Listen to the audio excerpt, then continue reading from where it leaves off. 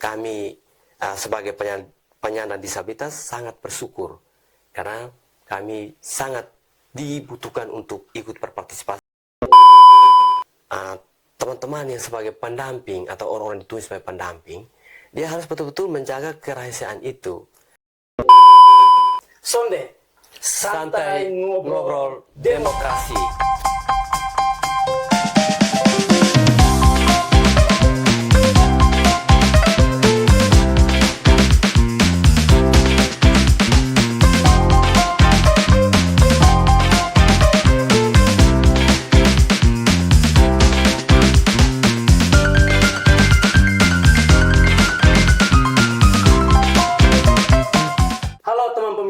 Kembali lagi di podcast KPU Kabupaten Belu. Sonde, santai ngobrol demokrasi. Bersama saya Engel Bertustobu. Pada hari ini kita akan membahas topik yang sangat menarik, topik yang sangat krusial, yaitu tentang TPS Ramah Disabilitas, wujudkan pemilu inklusif. Dan di studio podcast KPU Kabupaten Belu telah hadir narasumber yang sangat luar biasa, Bapak Bonaventura. Selamat pagi, Bapak. Selamat pagi. Apa kabar, Bapak? Kabar baik, sehat. Sebelum kita memulai perbincangan kita yang hari ini, Bapak Boni, sebelumnya Bapak Boni bisa memperkenalkan diri dan menyapa teman-teman pemilih yang ada di rumah. Silakan, Bapak. Halo, selamat pagi. Saya memperkenalkan diri, nama saya Bonaventura Bone. Baik, Bapak. Terima kasih banyak, Bapak. Sebagai perwakilan dari disabilitas, saya rasa bahwa topik yang kita bahas ini sangat penting dalam penyelenggaraan pemilu maupun pilkada. Lebih khususnya pada saat pencoblosan maupun perhitungan suara. Baik, Bapak Boni, dari sudut pandang Bapak Boni pribadi, seberapa krusial sebenarnya makna partisipasi dalam pemilu maupun pilkada teman-teman disabilitas dalam menentukan arah kebijakan nasional maupun kebijakan daerah? Silakan, Bapak. Baik, kita tahu bahwa pemilu itu untuk semua kaum, baik itu kaum disabilitas maupun orang umum, orang normal pada umumnya. Jadi kami sebagai kaum disabilitas, kami sangat antusias dalam hal ini. Sebagai kami penyandang disabilitas, saya mewakili teman-teman menyampaikan bahwa kami sangat berpartisipasi aktif dalam pemilu karena kami akan memberikan hak kami untuk menentukan masa depan bangsa itu 5 tahun ke depan.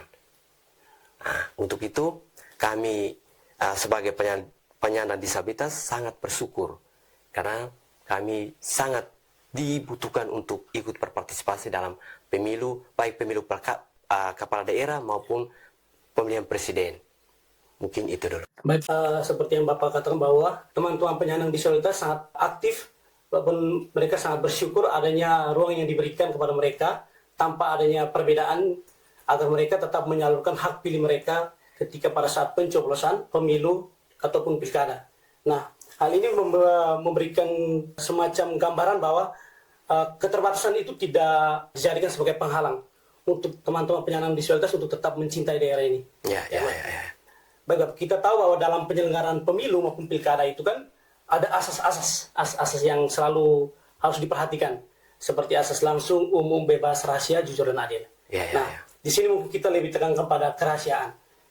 Biasanya pada saat pencoblosan maupun perhitungan suara kan, teman-teman penyandang disabilitas yang membutuhkan pendampingan khusus, yaitu pendampingan dari keluarga maupun ada petugas-petugas yang sudah disediakan di TPS. Nah, ini kan mereka membutuhkan adanya pendampingan ketika mereka menyalurkan hak pilih mereka di bilik suara. Nah, di situ kan yang dipertanyakan itu adalah kerahasiaannya. Kerahasiaannya. Nah, bagaimana Pak Boni melihat pemenuhan hak atas kerahasiaan pilihan tersebut di lapangan selama ini? Silakan, Bapak. Baik, saya akan menjelaskan sedikit tentang pemenuhan hak. Karena sekarang kami lihat lapangan itu, misalkan kalau untuk kaum disabilitas yang dalam hal ini tuna daksa dan tuna yang lain itu aman, tetapi yang saya lihat di lapangan itu mereka-mereka yang tunanetra. Tunanetra itu misalkan begini, kalau dia memilih pendamping, kalau misalkan keluarga atau orang-orang yang punya pendukung partai lain, itu bisa saja kerahasiaan dalam memilih itu bisa tidak apa nama Tidak terjaga. tidak terjaga. Tidak terjaga karena misalkan saya mau pilih si A, tetapi kalau sampai di bilik suaranya keluarga atau yang membawa saya itu dia langsung bilang yang ini saja, yang ini saja. Jadi yang itu yang selama ini kita tahu karena mereka mau dibilang tidak melihat. Tapi kalau bagi kami yang seperti Daksa itu aman. Itu aman karena dengan sendiri atau berjalan sendiri menuju bilik suara untuk memberikan haknya secara pribadi. Mungkin yang itu. Oh, berarti dalam artian bahwa kerahasiaan untuk pemilihan itu sendiri masih dipertanyakan. Ya, masih dipertanyakan. Karena ketika penyandang disabilitas itu memilih untuk didampingi, tapi ketika pada saat dia melakukan pencoblosan, adanya perintah dari yang pendamping, mungkin bisa mempengaruhi pilihannya tersendiri. Ya. Dalam arti bahwa kedepannya memang harus dipersiapkan petugas khusus. Ya. Yang mungkin bisa dipercaya untuk mendampingi teman-teman penyandang disabilitas itu tersebut. Ya. Baik, Mbak Boni, masih berkaitan tentang kerahasiaan yang tadi sempat kita bahas.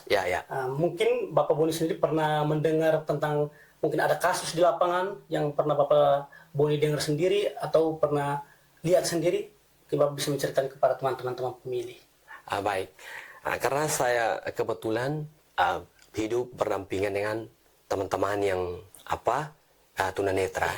Jadi setelah pemilu baik itu pilpres maupun pilkada sering bercerita tentang ada curahan hati dalam hal ini kerahasiaan.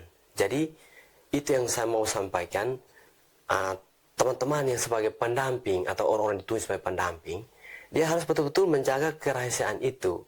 Ketika misalkan dia mau dari bilik pemilih, dia menunjukkan bahwa saya harus pilih yang ini. Tetapi kita yang sebagai pendamping pergi harus sesuai dengan isi hati. Jangan sampai di sana kita mulai mempengaruhi pemilihannya mereka. Jadi sebenarnya dia harus pilih ini, tapi kita sudah alihkan dia punya pemilihan ke pilihan yang lain. Itu kalau menurut saya itu tidak benar. Itu sama saja kerahasiaannya itu tidak ada, tidak terjaga. Jadi untuk itu ke depan itu harus diperbaiki sehingga kerahasiaan mereka itu dapat terjaga. Dalam artian sering terjadi intervensi ya? Ya, sering. Pihak pendamping yang mendampingi teman-teman penyandang disabilitas. Ya, sering. Ini bisa dijadikan bahan untuk evaluasi, bahan untuk perbaikan sebagai kami sebagai penyelenggara pemilu. Kedepannya memang perlu diperhatikan bahwa petugas yang ditugaskan untuk mendamping betul-betul harus menjaga kerahasiaan dari teman-teman pemilih, teman-teman penyandang disabilitas. Baik, Mbak Boni. Kilas balik kita lihat kembali pada pemilu atau pilkada sebelumnya. Mungkin Bapak Boni kan ikut berpartisipasi juga. Iya. Mungkin Bapak Boni bisa menceritakan sedikit kepada teman-teman pemilih bagaimana Bapak Boni ketika sampai ke tempat TPS itu, bagaimana pelayanan dari petugas-petugas KPPS. Mungkin mereka sudah memberikan pelayanan yang baik atau sebaliknya, atau ada kekurangan yang mungkin Bapak Boni rasakan, bisa diceritakan kepada teman-teman pemilih. Baik. Saya sendiri sebagai penyandang disabilitas, tapi terjun juga ambil bagian dalam hal itu anggota KPPS. Anggota KPPS dalam hal ini yang kemarin pilkada. Ya, kebetulan TPS saya dekat dengan tempat tinggal saya. Jadi mau dibilang ada kendala, ya tidak sih, karena memang aksesnya ke sana, aksesnya rata dan ramah. Dan tadi kakak bilang untuk pelayanan itu serasa kalau di TPS itu baik. Kalau menurut saya baik sekali. Mulai dari kita masuk, mulai sampai menunggu untuk kita coblos sampai bilik suara pun itu aman-aman. Dia tidak terjadi kendala. Bahkan yang teman-teman yang di petugas KPPS itu mereka ramah untuk menyapa, bukan hanya saya sendiri tapi teman-teman pemilih yang lain. Ya. Berarti dalam artian bahwa teman-teman KPPS itu sudah menerapkan pelayanan sesuai dengan prosedur, atau mungkin ada kekurangan, atau mungkin belum, ya mungkin yang sebagian sudah sesuai tapi yang lain mungkin belum sesuai dengan prosedur yang berlaku. Betul, Pak? Baik, untuk yang prosedurnya kan ada buku-buku panduan ya, ada buku panduan. Jadi misalkan kita harus pemetaan, misalkan di TPS itu ada pemilih-pemilih disabilitas. Kalau dalam hal ini, kalau tunadaksa sih masih bisa di aksesnya masih bisa dijangkau dengan baik. Tapi kalau misalkan ada tunanetra di TPS lain, pasti itu harus mereka terapkan ini sesuai standar yang ada. Jadi mereka harus betul-betul melihat kalau misalkan pemilih kita ini ada yang tunanetra, mereka harus perlakukan sesuai dengan standar yang ada. Standar yang ada. Ya. Baik, Pak Boni. Kalau kita berbicara mengenai pelayanan, tentu semua sudah diatur sesuai regulasi, bagaimana di lapangan harus disiapkan sarana maupun prasarana untuk penyandang disabilitas. Ini semua sudah diatur.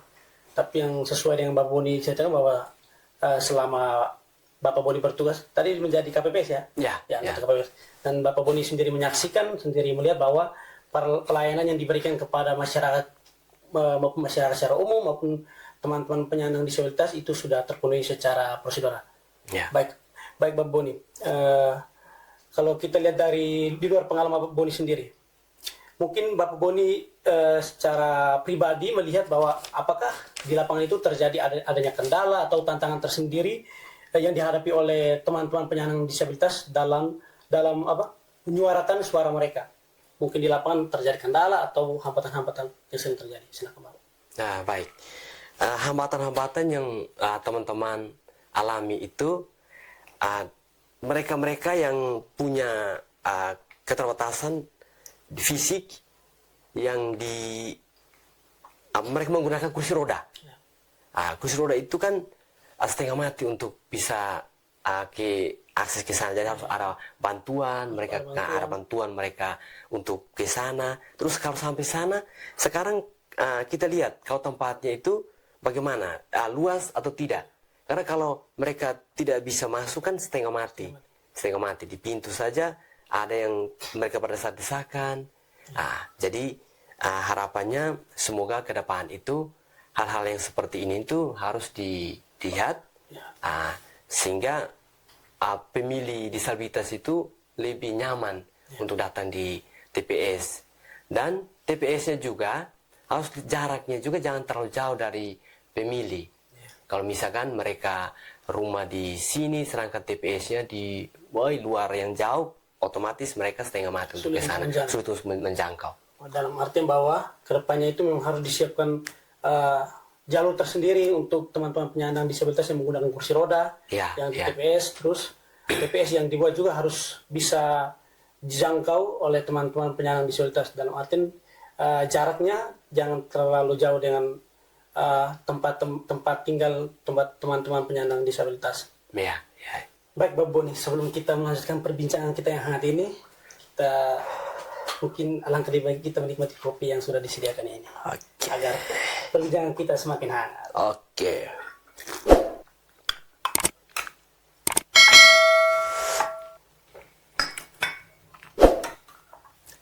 Baik, Bapak Boni, kalau kita berbicara penyandang disabilitas, untuk payung hukumnya itu kan sudah mungkin ya di Indonesia, negara kita sebagai negara hukum, penyandang disabilitas itu sudah sangat dilindungi hukum.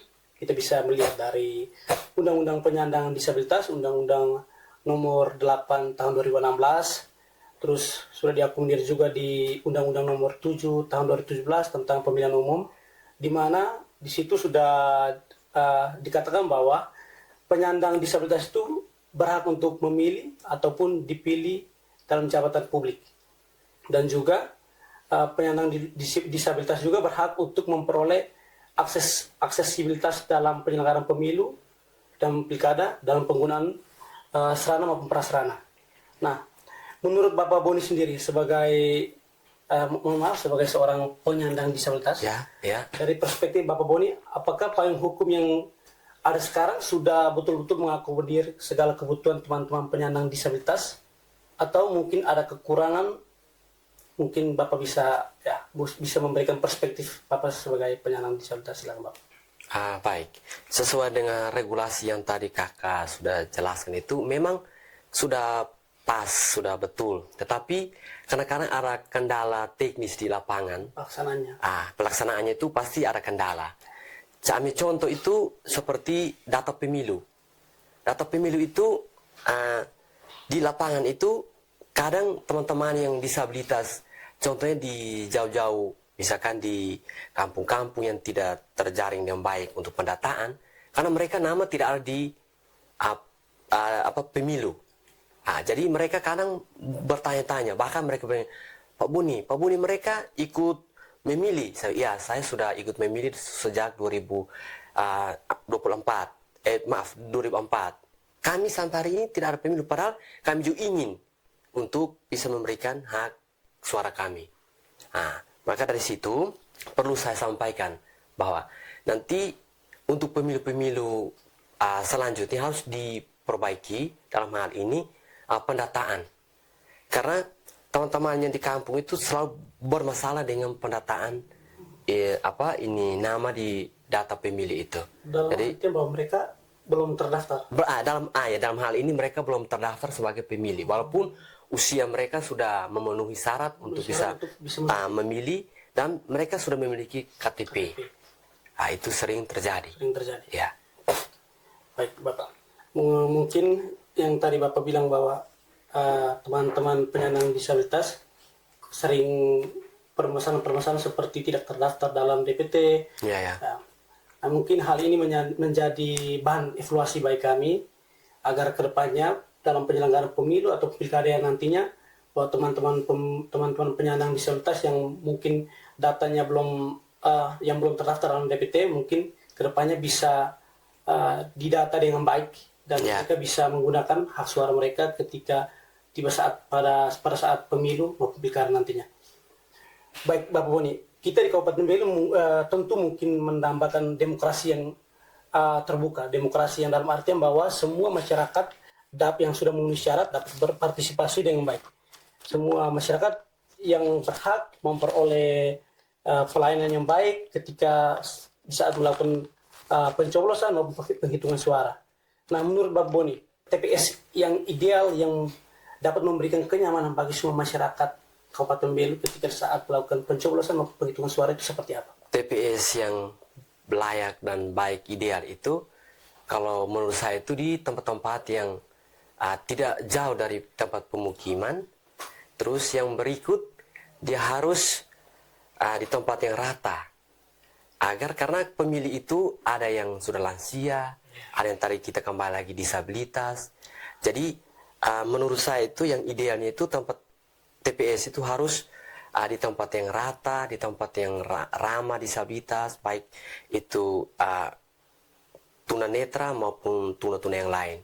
Jadi dan juga dia tidak boleh tempat-tempat yang jauh kembali jauh. Jadi misalkan pemilih itu dia tinggal di sini, tetapi dia harus milihnya jauh. Jadi jadinya orang malas untuk pergi sebenarnya dia mau memberikan memilih, tetapi karena jauh aksesnya, jadi mau dibilang itu dikatakan tidak ideal lagi.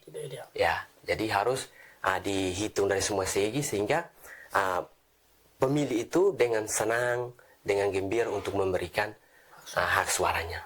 Dalam arti bahwa TPS ideal menurut Bapak Boni itu adalah TPS yang memang ramah lingkungan, yang dibuat mungkin tidak terlalu jauh dari tempat tinggal teman-teman penyandang disabilitas maupun teman-teman bapak ibu yang sudah lanjut usia, tempatnya rata, mungkin tidak bergelombang, karena kan kita tahu bahwa pemilu itu kan bukan hanya generasi Z, anak-anak muda, tapi ada orang tua juga yang memang mereka butuh akses yang lebih bagus menuju ke TPS. Baik, Bapak Boni, kita masuk ke ranah kontestasi politik. Bagaimana Bapak Boni melihat ruang bagi karya-karya disabilitas? Apakah ruang afirmasi yang diberikan sudah memberikan kesempatan yang setara untuk benar-benar ikut berkompetisi secara substansif? Kami yang disabilitas dalam hal ini punya kebutuhan khusus, kami sudah sering melihat kontestasi politik itu hanya khusus untuk teman-teman yang mau dibilang normal. Tapi karena apa? Kami sebagai penyandang disabilitas ini punya keterbatasan dalam hal ini. Mungkin memang secara payung hukum kami diizinkan untuk bisa ikut berkompetisi, tapi karena dilihat dari mungkin mau dibilang keterbatasan hal finansial. Jadi untuk secara payung hukumnya itu tetap bersedia. Bahkan ada teman-teman yang lain itu sudah ikut berpartisipasi dalam pemilu. Jadi mungkin ke depan itu saran saya, karena kami ingin untuk ini, tapi karena memang pemerintah tidak memberikan sebatas dalam hal ini ruang dan finansial lah untuk bisa kami ikut berpartisipasi. Karena secara finansial kami memang tidak mampu untuk di bidang politik. Dalam arti bahwa secara hukum memang diperbolehkan. Tapi kita melihat secara fakta mungkin ada keterbatasan secara ekonomi, keterbatasan secara finansial yang memang membatasi teman-teman penyandang disabilitas untuk ikut berpartisipasi ikut berpartisipasi atau berkompetisi dalam pemilu maupun pilkada. Baik Pak Boni, kita sudah sampai pada penghujung podcast kita pada hari ini. Apa pesan atau harapan terbesar Bapak kepada KPU dan seluruh jajaran penyelenggaraan pemilu agar penyelenggaraan pemilu ke depannya lebih inklusif dan ramah bagi semua? Silakan Bapak. Baik. Pesan dan kesan saya terkhusus untuk teman-teman di KPU, yang pertama itu harus perbanyak sosialisasi. Saya tahu selama ini sudah ada di kota maupun di kecamatan yang terdekat, saya rasa sudah cukup. Tapi untuk yang teman-teman yang di kampung itu masih jarang, bahkan belum ada mungkin. Jadi harus perbanyak sosialisasi sehingga mereka lebih aktif ke depan itu untuk menyuarakan hak-hak mereka di TPS. Terus yang berikut, saya kembali lagi untuk teman-teman juga perhatikan juga di TPS. Kadang-kadang di TPS juga kadang tidak ramah. Jadi kalau bisa ke depan itu harus lihat pemetaan TPS itu, lihat tempat-tempat yang mau dibilang harus dijangkau dengan baik, sehingga kami yang sebagai disabilitas itu punya antusias yang tinggi untuk bisa menyuarakan suara kami di TPS. Baik Bapak, terima kasih banyak Bapak untuk masukan harapan bagi kami sebagai penyelenggara. Ini merupakan bahan untuk evaluasi kami ke depannya agar seperti yang Bapak katakan, agar sosialisasi itu ditingkatkan bukan hanya di kota-kota, juga bisa di kampung-kampung semua, agar semua masyarakat dan termasuk teman-teman penyandang disabilitas yang ada di kampung, mereka juga punya akses yang sama. Akses yang sama, mereka juga memperoleh sosialisasi dari teman-teman penyelenggara pemilu. Baik Bapak. Terus yang kedua tadi soal TPS. Soal TPS agar kedepannya TPS yang dibuat itu lebih ramah lingkungan, terus dibuat di tempat yang bisa dijangkau oleh teman-teman penyandang disabilitas. Baik Bapak. Mungkin selanjutnya apakah ada pesan-pesan untuk teman-teman pemilih yang sedang menyaksikan kita di rumah? Silakan Bapak. Baik. Untuk teman-teman pemilih disabilitas di mana saja berada, saya mau mengingatkan untuk kita bahwa suara kita menentukan 5 tahun ke depan untuk bangsa dan negara.